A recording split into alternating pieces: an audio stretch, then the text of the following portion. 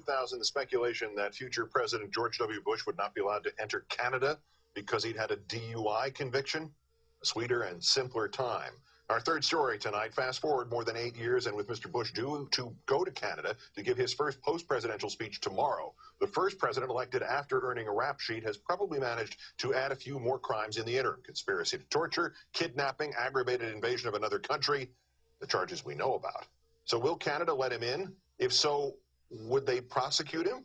Canadian Prime Minister Stephen Harper of the Conservative Party is not commenting. He also has not responded to a Canadian attorney, Gail Davidson, of Lawyers Against the War, who joins us momentarily, and who wrote to the Prime Minister asking that he enforce Canada's law, which specifically prohibits anyone reasonably suspected of war crimes, such as the treatment of the detainees at Guantanamo Bay, not to mention Abu Ghraib or the black sites, from entering Canada. When Mr. Bush was forced to admit his DUI conviction, ABC News reported that before entering Canada, criminals like him are supposed to complete a rehab checklist, taking responsibility, exhibiting remorse, a change in lifestyle, and evidence of stability in his family life or employment. With Canada's government silent, protesters have already made preparations to greet Mr. Bush in Canada, reportedly building a Bush effigy, collecting shoes, and constructing a shoe cannon. Let's turn now to Gail Davidson, attorney and members of Lawyers Against the War. Much thanks for your time tonight. Good evening, Keith.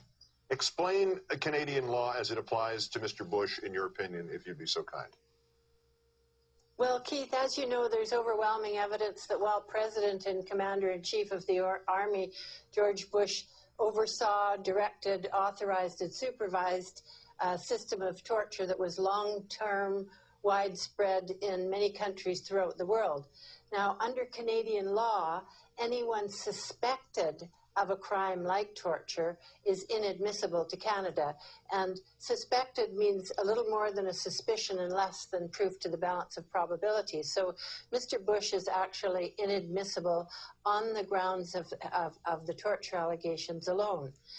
Because the crime is torture, it gets a little more complicated under Canadian law once Mr. Bush crosses the border. Once he crosses the border, Canada has a legal obligation to investigate him for torture, and if there's enough evidence to launch a prosecution, then under the Convention Against Torture, Canada has to either prosecute him or extradite him to another country that's willing and able to do so.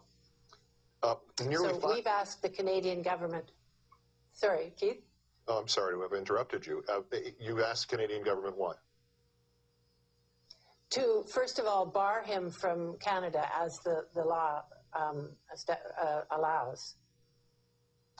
But 5 years ago, nearly, Mr. Bush was determined to have, in the formal and legal sense of the term, diplomatic immunity. Why would that not still be the case?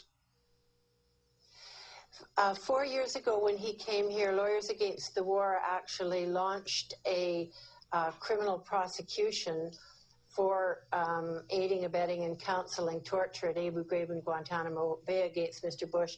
And that was tossed out on the grounds that as a sitting president, Mr. Bush had immunity. But as you know, since the Pinochet decision in London in 1998, I think it was, there is no immunity for former heads of state. So Mr. Bush, even in England, and certainly not in Canada, has no immunity from prosecution for torture. You've been quoted previously as saying that even if Canada does not act tomorrow, it's important to keep the pressure on. Why is that? What do you achieve by keeping the pressure on? Well, Keith, I see that we haven't got any option but to try and enforce the law, obviously, because what would be the option? If we didn't enforce the law on torture, then what would victims of torture, the families of people tortured, what would they be doing if they couldn't go through the legal and peaceful process of seeking criminal and civil remedies through the courts? Would they engage in counter-torture? Would they just forget about it? The fact of the matter is, if we're going to look at stamping out torture, the torture created and administered by the Bush administration has to be remedied, and one of the principal remedies is criminal prosecutions of those people that are responsible. Well, good luck tomorrow. You seem to be having perhaps more procedural success than some of us in the United States are. Gail Davidson with the Canadian group Lawyers Against the War. Again, many thanks for your time.